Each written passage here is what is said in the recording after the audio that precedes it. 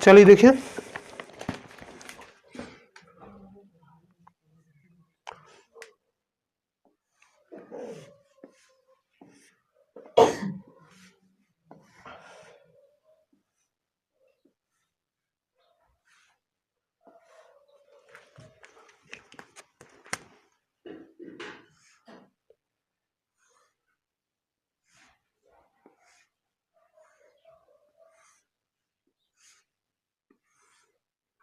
इस प्रकार से दो घन को मिला दिया, चौड़ाई के हैं दो घन, दो घन को मिलाकर क्या बना, एक घनाभ बना गया। क्या बन गया, घनाभ बन गया। घनाभ बन गया तो इस घनाभ का पृष्ठीय क्षेत्रफल ज्ञात करना है। तो पहले तो घन की एक भुजा ज्ञात करें। तो एक घन का आयतन कितना है, 64 घन सेंटीमीटर है ना। तो देखिए, एक हाथ खोलो, तुम सबकी सब जन किताब खोलो। चलो ठीक है, आओ जल्दी देखो। देखो घन का आयतन, घन का आयतन कितना है, तो ठीक है, सूत्र क्या होता है घन के आयतन का, भुजा की घात 3। घन के आयतन का सूत्र क्या होता है, भुजा की घात 3, है ना। घन का आयतन उन्होंने दिया है, एक घन का आयतन है, तो एक घन का आयतन कितना दिया है, 64 भुजा की घात 3। भुजा को एक्स वाई जेड जो भी मानना है, लेकिन हम यहाँ पे क्या मैक्सिमम ए मानते हैं। मानने के लिए कुछ भी मान सकते हैं, A B C D E F G, लेकिन मैक्सिमम क्या ए मानते हैं। चलिए देखिए, इसका क्या निकालना पड़ेगा, हमें घन मूल निकालना पड़ेगा। जैसे ये यहाँ पे आएगा तो हमें क्या निकालना पड़ेगा, इसका घन मूल। समझ में आ रहा है। 64 का घन मूल कितना होगा, 4 चौके 16, चौके 64, मतलब ए बराबर कितना आ गया, 4 आ जाएगा। जी सर। समझ में आ रहा है। Yes sir. इसकी एक भुजा हमें पता चल गई कितनी है, 4। ये भुजा कितनी है, 4। ये भुजा कितनी, सभी भुजाएं क्या है, तीनों भुजाएं कितनी है, 4 है ना। अब देखिए, उन्होंने पूछा है जो हमारी आकृति बनी है, यहां देखो ऊपर तक की चौड़ाई कितनी है, 4। सिर्फ हम एक घन की बोल रहे हैं, और घन घन मिलकर क्या बनाते हैं, घनाभ।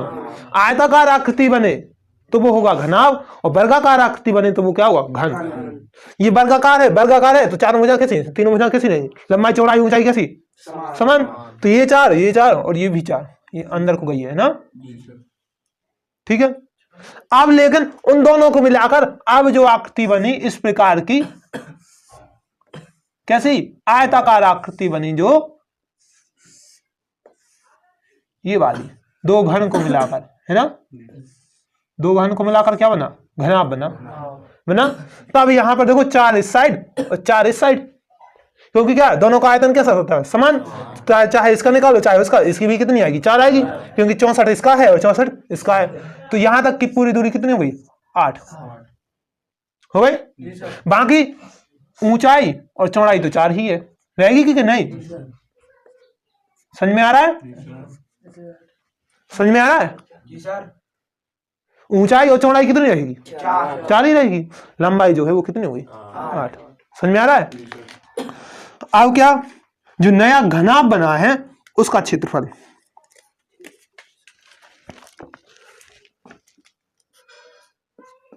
नए घनाभ का पृष्ठीय क्षेत्रफल, है ना। नए घनाभ का पृष्ठीय क्षेत्रफल क्या होता है, लंबाई गुणे चौड़ाई प्लस चौड़ाई गुणे ऊंचाई प्लस ऊंचाई गुणे लंबाई, ये होता है ना। तो देखिए, प्लस बी इंटू एच, जो लास्ट में आया था वो अब इसके पहले आएगा, बी इंटू एच। अब जो इसके लास्ट में आया था वो इसके क्या पहले में आएगा, एच इंटू एल। समझ में आ रहा है। ये सूत्र हो गया। इस सूत्र पे देखो, इसकी लंबाई कितनी है, लंबाई कितनी है, 8, तो रख दो 8, 2 कोष्टक 8 गुणे चौड़ाई कितनी है, 4 है ना। चौड़ाई ऊंचाई कितनी है? 4 गुणे 4 है ना। ऊंचाई कितनी है? 4 और लंबाई कितनी है? 8। करो इनका गुणनफल। 8 4 32 4 4 16 8 4 32 समझ में आ रहा है? इनको जोड़ दो, कितने आएंगे? 80। जी सर। 2 कोष्ठक कितने? 80। 80 गुणा 2 160 160। और ये क्या निकाला? क्षेत्रफल। तो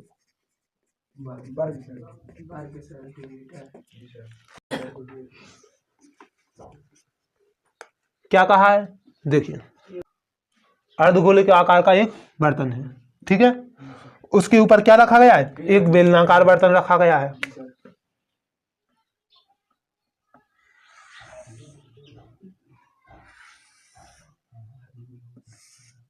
है ना, इस प्रकार का क्या रखा गया है? एक बेलनाकार बर्तन रखा गया। किसके ऊपर रखा गया? एक अर्धगोले में।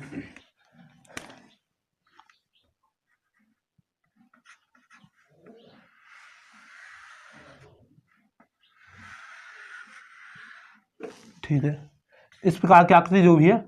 अब देखिए क्या दिया है उन्होंने? अर्धगोले का व्यास कितना है? 14 सेंटीमीटर। कितना है? 14 सेंटीमीटर। ये क्या है? अर्धगोला हमारा यहां तक है। त्रिज्या कितनी होगी? 7 सेंटीमीटर। और त्रिज्या क्या कहलाती है? केंद्र से लेकर परिधि तक की दूरी। बर्तन की कुल ऊंचाई कितनी दी गई है? कुल ऊंचाई 13। बर्तन की कुल ऊंचाई कितनी दी गई है? 13 दी गई है ना। जिसमें से इसकी त्रिज्या कितनी है? 7। केंद्र से लेकर परिधि तक की दूरी। तो केंद्र से लेकर परिधि तक की दूरी, ये भी तो परिधि है ना। 7 ही हो गई। तो बेलन की ऊंचाई कितनी हो जाएगी? 13 में से 7 घटा दो, कितने बचेंगे? 6। बेलन की ऊंचाई कितनी है? बर्तन का क्षेत्रफल क्या होगा? संपूर्ण बर्तन का क्षेत्रफल, अर्धगोले का क्षेत्रफल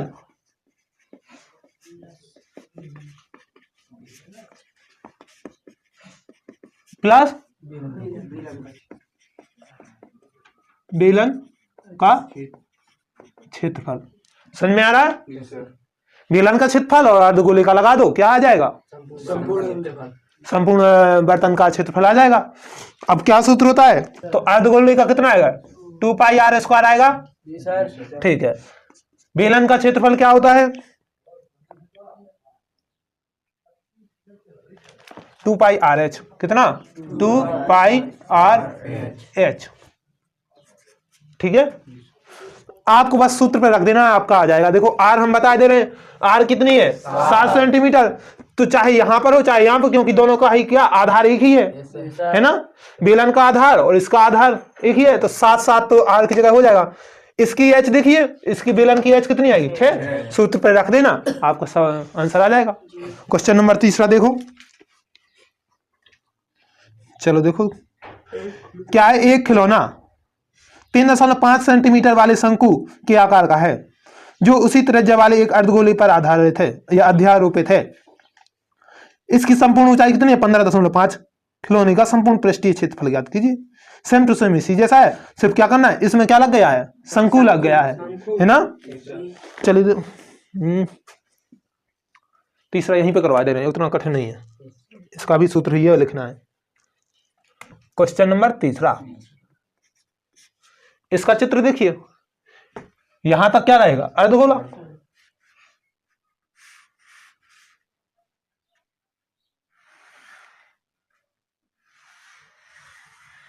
जिस टाइप का, ठीक है, ये अर्धगोला है। इसके ऊपर क्या लगा है? शंकु।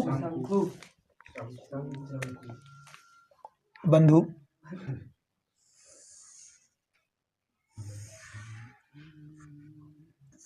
ठीक है, ये बिल्कुल इसके किनारों पे लगेगा, ज्यादा थोड़ी दूर हो गया, ठीक है, वो आप समझ लेगा।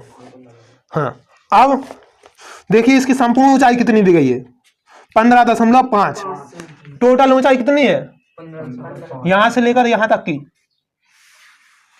15.5 है ना। क्वेश्चन नंबर 13 बता रहे हैं 15.5। ठीक है।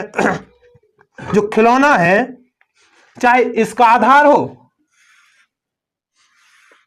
चाहे इस अर्धगोले का आधार हो, जी सर दोनों का आधार क्या है, एक ही है। एक ही उसकी त्रिज्या कितनी है 3.5। त्रिज्या कितनी है 3.5 केंद्र से लेकर परिधि तक की दूरी क्या कहलाती है, त्रिज्या। ये केंद्र है, ये परिधि, ये केंद्र है, ये परिधि। 3.5 समझ में आ रहा है। तब शंकु की ऊंचाई कितनी होगी, तो 15.5 में से 3.5 घटा दो, घटाओ कितने बचेंगे 5 दशमलव के बाद क्या बचेगा 0। 15 में से 3 घटा दो 12 तो शंकु की ऊंचाई कितनी बचेगी।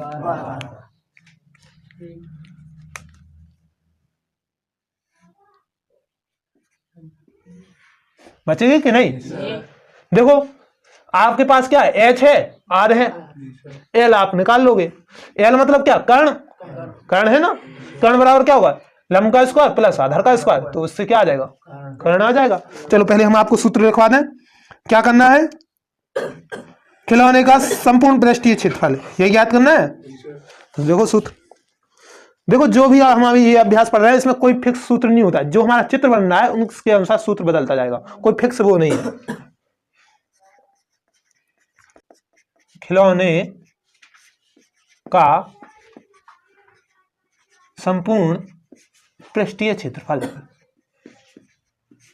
पृष्ठीय क्षेत्रफल कितना होगा, पृष्ठीय क्षेत्रफल देखिए अर्धगोले का क्षेत्रफल प्लस शंकु का क्षेत्रफल, यही होगा कि नहीं। अर्ध वृत्त, वृत्त है गोला, हाँ गोला है सर गोला है ना। अर्धगोले का क्षेत्रफल प्लस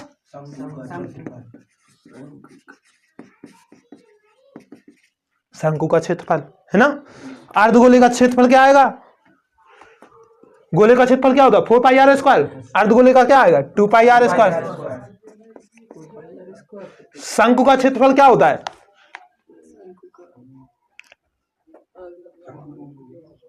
πr/l कितना होता है πr/l, πr/l।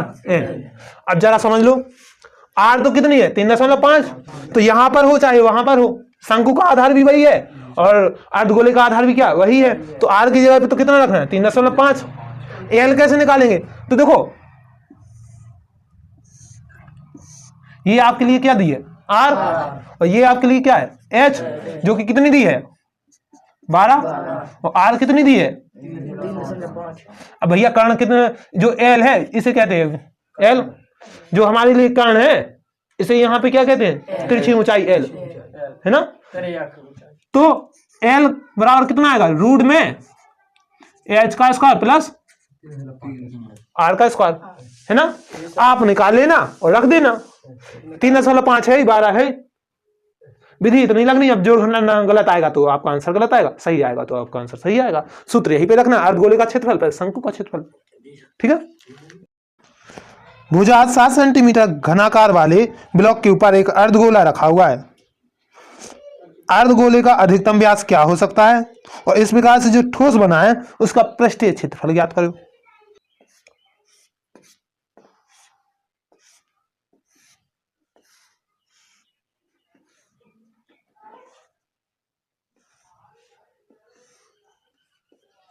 चलो देखो क्या है, इसे ये समझो कि ये गोलाकार टोपी पहना देगा यो, ठीक है। इसके ऊपर क्या एक अर्धगोला रखा हुआ है, क्या रखा हुआ है अर्धगोला, इस प्रकार का। तो पहले तो ये बताइए कि इस अर्धगोले का व्यास क्या होगा, है ना। व्यास उतना ही होगा जितनी इसकी भुजा होगी, समझ में आ रहा है। बस हो गया सवाल। भुजा कितनी है, तो लो लिख लो, घन की भुजा बराबर कितनी है, तो अर्धगोले की त्रिज्या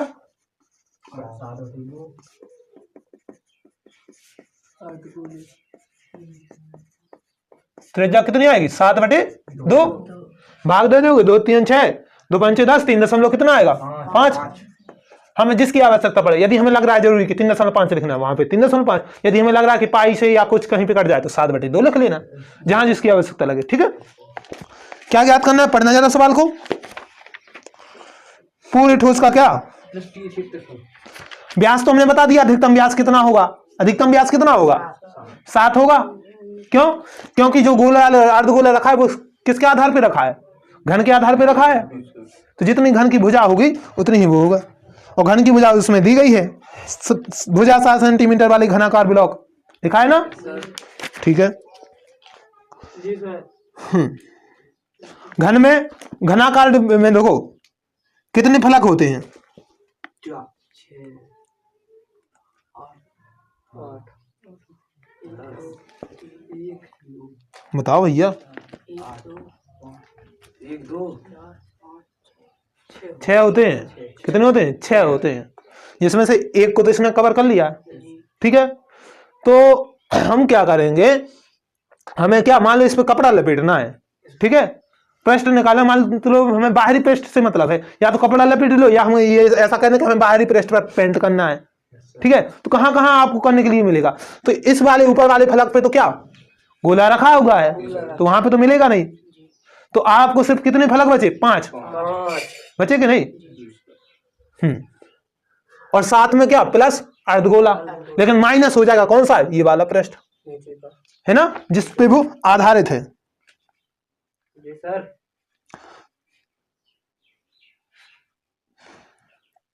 तो पृष्ठीय क्षेत्रफल कैसे आएगा, क्योंकि पूरे घन का क्षेत्रफल तो निकालना नहीं है, हमें किसका निकालना है, फलक अलग अलग पृष्ठ का निकालना है। तो क्या होगा, एक पृष्ठ का निकालना हो तो हम क्या निकालेंगे, भुजा का स्क्वायर, और 5 पृष्ठ का निकालना है तो 5 गुणे भुजा का स्क्वायर। चलिए पहले हम देखिए सवाल में करना क्या है, पूरे संपूर्ण ठोस का निकालना है। तो 5 तो ये जो फलक हैं, वैसे घन में कितने होते हैं, घन या घना में 6 होते हैं, जिसमें से 5 फलक इसके खुद के हैं, चौथा फलक क्या है उसने ढक लिया अर्धगोले ने। ठीक है, तो 5 फलकों का संपूर्ण पृष्ठीय क्षेत्रफल और क्या अर्धगोले का ऊपरी क्षेत्रफल है ना, और क्या रहेगा, इस अर्धगोले का जो आधार है उसका छोड़कर जो भी इसका हिस्सा बचेगा उसका क्षेत्रफल। छठवां जो फलक है उसका भी पेंट करना, मान लो हमने क्या बताया था, मान लो हम पेंट करना तो कहां करेंगे, बाहरी पृष्ठ पर करेंगे। तो अर्धगोला ऐसा तो है ना कि चारों कोने पर बैठा हो, गोला है तो कहीं ना कहीं तो थोड़ी सी यहां पर थोड़ी सी यहां पर कहीं ना कहीं जगह छूट रहेगी, है ना। तो जो छठवां पृष्ठ है, छठवां फलक है, उसमें से क्या अर्धगोले का आधार घटा देंगे, छठवें फलक का क्षेत्रफल माइनस इस अर्धगोले के आधार का क्षेत्रफल, तो उसके बचे हुए बिंदु आ जाएंगे तो वहां पे भी कर देंगे, साथ में प्लस इसके बाहरी पृष्ठ का क्षेत्रफल अर्धगोले का। समझ में आ रहा है, क्या क्या हमें पेंट करना है तो कहां कहां का आधार क्षेत्रफल निकालना है, 5 फलकों का क्षेत्रफल, यहां पे 5 जगह में पेंट करना है, इसके ऊपरी पृष्ठ पर क्षेत्रफल, इस पे भी हमें क्या पेंट करना है। अब जो छठवां फलक बचा हुआ है उसमें से इसके आधार का क्षेत्रफल हटा दो, छठवें फलक का क्षेत्रफल में से क्या घटा दो, इस अर्धगोले के आधार का क्षेत्रफल घटा दो, जितना हिस्सा बचे वहां पे भी पेंट करना है। पेंट सवाल में नहीं दिया गया, हम बता रहे हैं जिससे कि आपको समझ में आ जाए कि पेंट कहां पे होता है, बाहरी पृष्ठ पर। आया समझे, तो इस प्रकार से समझ में आ रहा है। चलिए देखिए आपको बताऊं,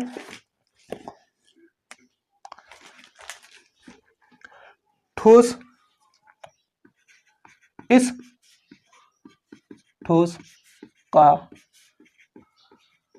संपूर्ण क्षेत्रफल कैसे आएगा, 5 फलकों का पृष्ठीय क्षेत्रफल, 5 फलकों का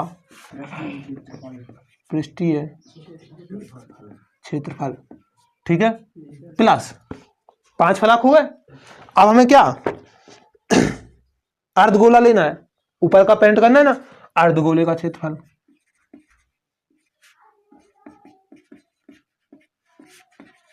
का क्षेत्रफल प्लस,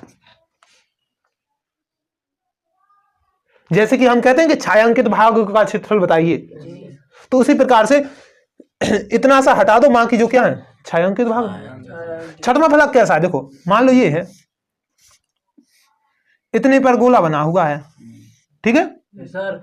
तो इतना क्षेत्रफल बच रहा है कि नहीं, सर। इतना भाग बच रहा है कि नहीं, तो और जबकि हमें पेंट कहां करना है, पूरे पर, तो हम क्या करेंगे, जो छठवां फलक है उसके क्षेत्रफल में से क्या घटा देंगे, इसके आधार का क्षेत्रफल, अर्धवृत्त का क्षेत्रफल नहीं, इस अर्धवृत्त का जो आधार है उसका क्षेत्रफल, है ना, समझ में आ रहा है सवाल।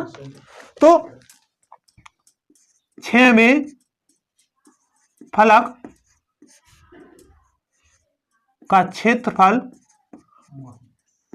माइनस अर्धगोले के आधार का क्षेत्रफल, समझ में आ रहा है कि नहीं, सर।